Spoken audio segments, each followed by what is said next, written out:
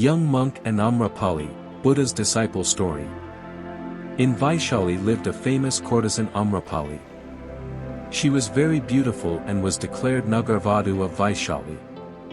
Things to know that, in those times, the most beautiful woman in any city will not be allowed to get married to any one person. So the most beautiful woman had to become Nagarvadhu, means the wife of the whole town.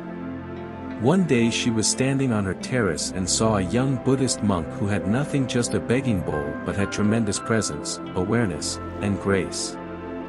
The moment she saw him, she rushed down to him and said, "Please accept my food." After offering him food, Amrapali said, "After 3 days, rainy season is going to begin and I invite you to stay in my house for 4 months. Things to know that, Buddhist monks don't move for 4 months when it is the rainy season. Those are the 4 months they stay in one place. For 8 months they continuously move, they can't stay more than 3 days in one place." Young monk replied, "I will ask my master. If he allows me, I will come." After saying this he left. Before young monk could reach assembly, monks who saw this rushed to Buddha and said, "Young monk has to be stopped. Amrapali has invited him to his house to live for 4 months, and a monk staying 4 months in a prostitute's house. It's not right." Buddha said to them, "Keep quiet. Let him come." Young monk came, touched Buddha's feet and told him the whole story. "A woman has invited me to her house, she is a courtesan. She asked me to stay for 4 months in her house. Every monk will be staying somewhere, in somebody's house for 4 months. I have told her that I ask my master, so I am here. I will do whatever you say."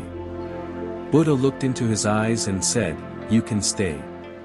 It was a shock. Thousands monks who were there couldn't believe that Buddha has allowed a monk to stay in a prostitute's house. After 3 days young man left to stay with Amrapali and other monks started gossiping.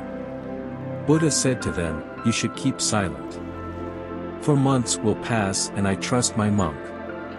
I have looked into his eyes, there was no desire. If I had said no, he would not have felt anything. I said yes. He simply went. Why are you all getting so agitated and worried?" Buddha said if a monk's meditation is deep then he will change Amrapali, and if his meditation is not deep then Amrapali may change him. It is now a question between meditation and physical attraction.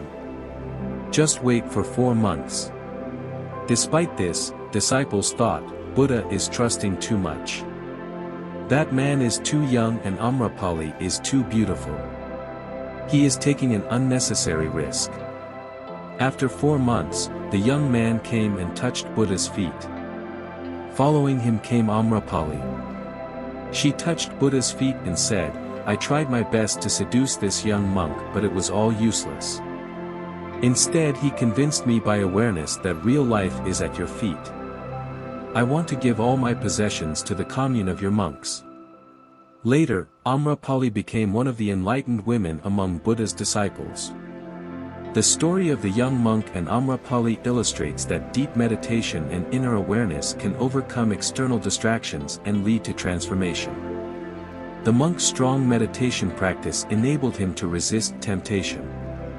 If meditation is deep, if awareness is clear, nothing can disturb it. It teaches that with sincere effort and a focused mind, we can overcome distractions and transform ourselves, leading to a deeper understanding of life and a greater sense of inner peace.